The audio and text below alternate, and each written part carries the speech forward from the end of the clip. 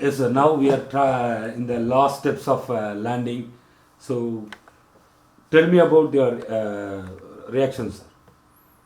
Yeah, it's really a day has come wherein many days many people have worked, toiled, and starting from 2004 for Chandrayaan mission, all the way finding a water on the moon. Having done that, what next when we move?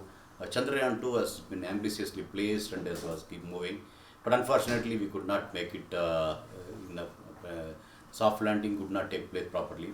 But notwithstanding that, yes, it has given enough data, enough learning. With that, I think Chandrayaan has been reconfigured and retested, re-verified, and now I think things have been done uh, very well.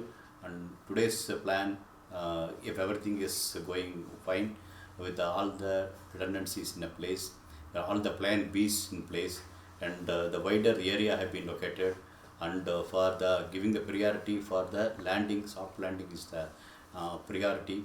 With that, I think the Vikram is moving for a possible positive soft landing on the lunar south high latitude along with the Pragyan.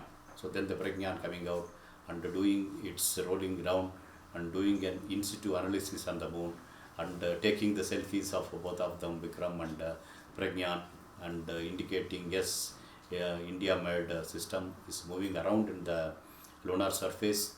That too on the southern hemisphere of the moon is really a wonderful thing, and things follow. I think we expect a lot more back in the moon in the decades to come. I think the humanity is going to get a new boom, a new hope, a new energizing the both not only in science. I think the overall the humanity also. I feel I expected to gain a lot more in this effort. Under your leadership, Chandrayaan-1 found the water on moon. So what kind of discovery Chandrayaan-3 will be done, sir? Okay, Chandrayaan-3 first and foremost is the in situ analysis. Chandrayaan-1 is more of a remote sensing. So Chandrayaan-2 is in situ, it's confirmed whatever Chandrayaan-1 has done is okay in situ. And beyond that, it's the nature of the surface, nature of the lunar soil, and as well as the technicality point of view, landing on the moon softly. I think these are all the next graduation from Chandrayaan-1 to Chandrayaan-2. Beyond that, having the very modest science instrument called LIPS, the laser-induced breakdown spectrometer, and another the alpha instrument will do an active in situ analysis of the chemical mineral composition of the lunar surface where it's landed. So fingers crossed, hope look for some anything new in this mission or consolidate whatever we have seen in the previous mission. So after this victory, moon is a stop for travel, which is going for the another planet. It will be thing or நான் தமிழில் கேட்டேன் sir, எனக்கு ரொம்ப English வரல. இது வந்து ஒரு ஸ்டாப்பாக இருக்குமா, இல்லை நிலவுக்கு மனிதனை கூட்டு போகிறதா இருக்குமா, இல்லை வேறு கிரகத்துக்கு மனிதன் வாழக்கூடிய இடம் இருக்கா அப்படின்னு கண்டுபிடிக்கிறதுக்கான ஒரு ஸ்டாப்பிங்காக இருக்குமா? No, various possibilities exist. Various possibilities exist. One possibility being, why can't this lunar base can be an alternate for the international space station around the Earth. Instead of having a low Earth international space station, which needs to be refurbished every year, we have to push it with the amount of fuel, and maintenance is very costly. Instead of that, why can't we have a lunar space station to start with? Then possible that if there are some minerals or the rare elements which will help back to the humanity, whether that can be harnessed is another one. Another one is you doing a space astronomy.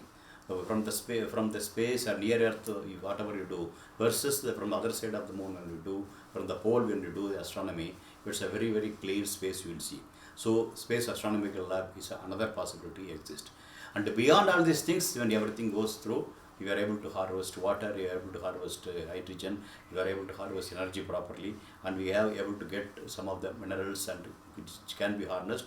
Possible outpost to the Mars is another technical feasibility. Like that, I foresee a good number of possibilities depending upon what we see here, how easy we are able to make, and how good all the nations, at least front line nations into the loop, being India, China, America, Russia, European nations, putting together, if all people have worked together, I think things will go faster, and more and more newer things beyond whatever I told, from starting from international lunar space station, outstation. I think many things are possible, including the tourism. Yes, the tourism also is another equal possibility, wherein if you are able to build some decent habitat there, I think that's also an equal possibility.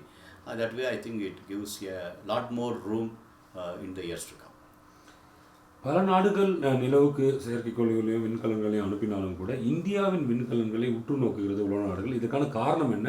இந்த வெற்றிக்கு பிறகு, சந்திராயன் 3 வெற்றிக்கு பிறகு India ISRO உடைய இடம் என்னவாக இருக்கும் உலக அரசியல்? Okay, basically India is not doing competing with anybody else, but India competes with its own attempts. Chandrayaan-1 to 2, 2 to Mangalyaan, Chandrayaan. Like that, it's a competition. How effectively, how economically we can make the missions, how compact we can make the mission, and make sure that mission succeeds. I think that way, I think we are making our own milestones are really the things for the to come. And again, whatever we are learning here, I think we are feeding back to the other missions like remote sensing, communication, navigation, to make it an affordable point of view. That way, I think we have done reasonably well. This point is being looked from the other nations. Okay, when nominally the space considered to be a very costlier affair, but now we are telling it is not a costlier affair. We can do it in a much affordable way, and we can make it more reliable also, and we can make it succeed also. I think this combination of a triangle of less cost, less schedule, reliable and success is the rare phenomenon people will see from space era, and that too we repeatedly, when we do, definitely the whole of spacefaring nations look upon us. One side the people who have done it, and the other side the people who they want to do it. Actually, I feel a good number of countries who are aspiring for space. I think India is the destination. I think today the Indian space program also got privatized. I think it's India is a really point to be seen by the spacefaring nations.